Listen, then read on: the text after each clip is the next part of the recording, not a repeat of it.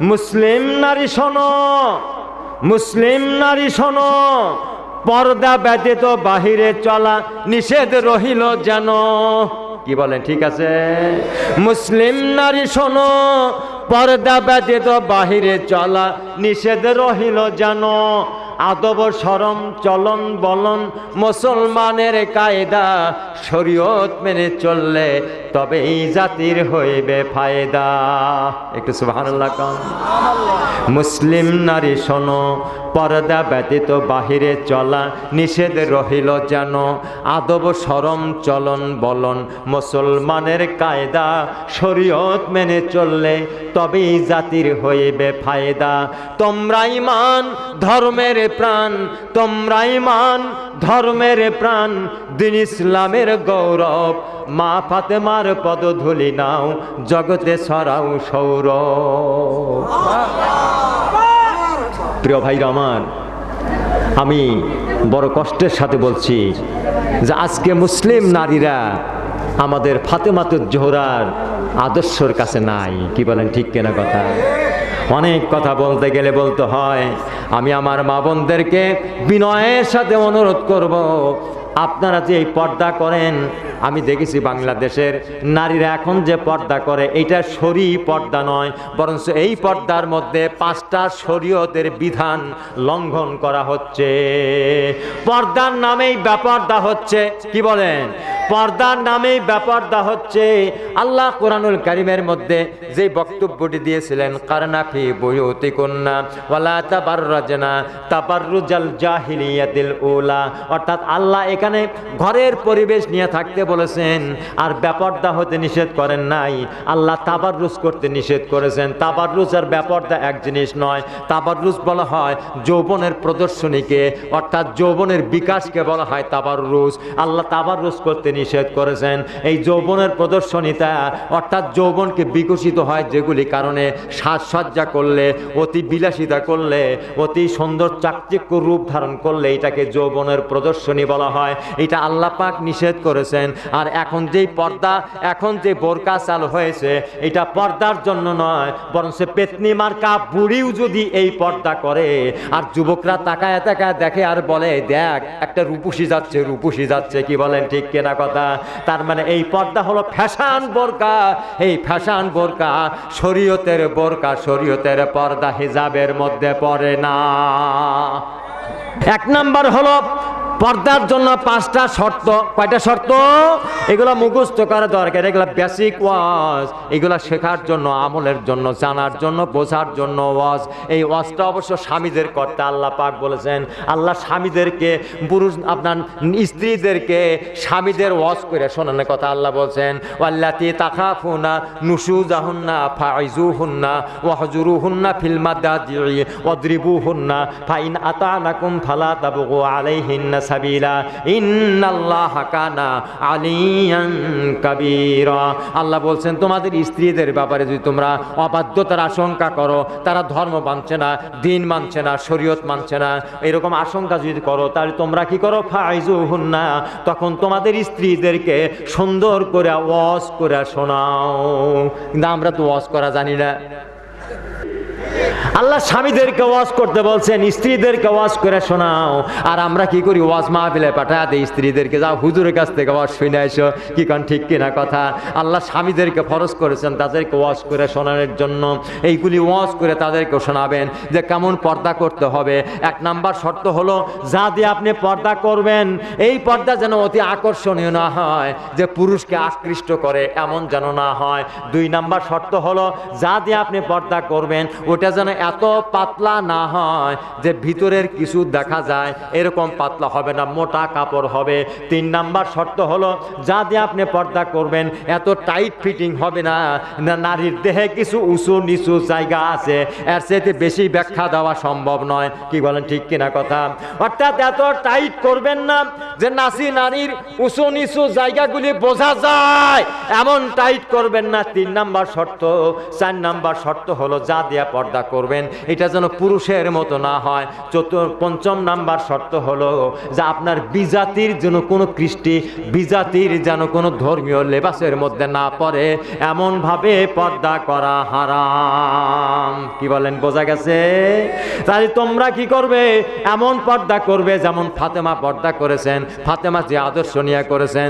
তোমরা ঈমান, ধর্মের প্রাণ, দ্বীন ইসলামের গৌরব, মা ফাতেমার পদধূলি নাও, জগতে ছড়াও সৌরভ। জোরে কান সুবহানাল্লাহ।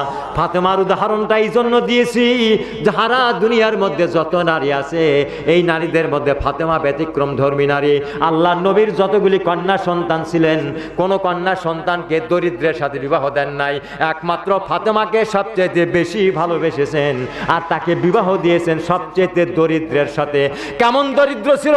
হযরত আলী নিজের পুঁজি বলতে কোনো জিনিস ছিল না, বিবাহ করে নিয়ে একটা জাতা কিনে দিয়েছে স্ত্রীকে। ফাতেমাকে একটা জাতা কিনে দিয়েছে, ওই জাতাতে গম পিষতেন ফাতেমা। হাদিস বলছে, হাদিস এগুলা কোনো কেসা কাহিনী নয়। জাতা পিষতেন ফাতেমা, জাতা পিষতে পিষতে ফাতেমার হাতের মধ্যে ফসকা পড়ে গেল, তিনি আর জাতা পিষতে পারেন না, কষ্ট হচ্ছে। ইত্যবসরে খবর পেলেন আল্লাহ নবী কোন এক যুদ্ধ থেকে অনেকগুলি নারী গোলাম হিসেবে নারী গ্রেপ্তার হয়েছে, দাসী হিসেবে নারী গ্রেপ্তার হয়েছে। হযরত ফাতেমা গেলেন, আমি তো আর হাত দিয়া জাতা পিষতে পারি না, আল্লাহ নবীর কাছে যাই, দেখি আমাকে কোনো দাসী হিসাবে দিয়ে আমাকে সাহায্য করতে পারেন কিনা। আল্লাহ নবীর কাছে যাইয়া বললেন, হুজুর আমাকে একটা দাসী দেন, আমি তো আর জাতা পিষতে পারি না, হাতের মধ্যে ফসকা পড়ে গেছে। আল্লাহ রাসূল বললেন, ফাতেমা আমি দাসী দিলে তোমাকে দিতে পারি, কিন্তু আমি তোমাকে দাসী দেব না, আমি তোমাকে দাসী দেব না। কারণ হলো আমি তোমাকে বেশি ভালোবাসি, আমি তোমাকে প্রিয় আমলটি শিখিয়ে দেই, এই আমল যদি তুমি করতে পারো তাহলে তোমার ঘরে আর কোনো কষ্ট থাকবে না। হযরত ফাতেমা বিশ্বাস করলেন, আব্বা যদি আমাকে আমল দিয়ে দেন অবশ্যই বরকত হবে। কি আমল করব হুজুর? আল্লাহ রাসূল বললেন, নামাজ পড়ার পর, ফরজ নামাজ পড়ার পর 33 বার সুবহানাল্লাহ, 33 বার আলহামদুলিল্লাহ, 34 বার আল্লাহু আকবার, আর এক বর্ণনায় আসছে 34 বার সুবহানাল্লাহ, 34 বার আলহামদুলিল্লাহ, 34 বার আল্লাহু আকবার। ও ফাতেমা, 5 ওয়াক্ত নামাজের পরে আমল ছাড়ো না, আল্লাহ তোমার সংসারে অতি তাড়াতাড়ি বরকত দিয়া দিবে। আমার ভাইরা, হযরত ফাতেমা বাড়ি চলে গেলেন, দাসীর সন্ধান করলেন না, বাড়ি চলে গেলেন, এই আমল করা শুরু করলেন। ওই ফসকা হাত দিয়া, ওই কষ্টের হাত দিয়া যাতা পেশা শুরু করলেন। আল্লাহ পাক সংসারে বরকত দিলেন, হযরত আলীর কামাই রুজিতেও বরকত দিলেন। হযরত আলী একদিন হযরত ফাতেমার জন্য বাজার থেকে একটা সোনার হার কিনা উপহার দিলেন। সুবহানাল্লাহ। সোনার হার নিয়ে হযরত ফাতেমাকে উপহার দিয়া বলতেছেন, ফাতেমা আমি তোমাকে এই যাবৎ কাল পর্যন্ত বিবাহ হওয়ার পর থেকে আজ পর্যন্ত আমি তোমাকে কিছু উপহার দিতে পারি নাই। ও ফাতেমা, আজকে তোমাকে এই সোনার হার দিলাম, এই সোনার হারটা তুমি পরো, এই সোনার হার পরে আমাকে তুমি একটু দেখাও। সুবহানাল্লাহ। হযরত ফাতেমা সোনার হার পরলেন, স্বামী খুশি হলেন। এবার আলী বললেন, ও ফাতেমা তুমি এই হারটা একটু তোমার আব্বাকে দেখায় আসো, আমার নবীকে একটু দেখায় আসো। আমার নবী যদি হারটা দেখতে পারে তাহলে আমি আলীর জন্য আল্লাহর নবী দোয়া করবে যে আলী এখন অকর্মণ্য নয়, আলী এখন কর্ম করা শিখেছে, আলী তার স্ত্রীকে এখন উপহার দিতে পারে। হযরত ফাতেমা গলায় মালা দিয়া আল্লাহর রাসূলের সামনে গিয়েছেন, আল্লাহর নবীকে সালাম দিয়া সামনে দাঁড়িয়েছেন, একটু বুকটা গলাটা একটু খুলে দিয়েছেন যাতে করে নবীজি হাতটা দেখতে পারেন। আল্লাহ নবী ফাতেমার দিকে তাকায়া সালামের জবাব নিয়ে সঙ্গে সঙ্গে আল্লাহ নবী বিপরীত দিকে মুখ করে বসলেন। হযরত ফাতেমা কেঁদে ফেললেন, কেঁদে কেঁদে বলতেছেন, আব্বা আমি কি অপরাধ করলাম, আমাকে দেখে কেন আপনি মুখ ঘুরে নিলেন? হযরত ফাতেমা আবার সেই দিকে চলে গেছেন, যাই আবার নবীকে সালাম দিয়েছেন।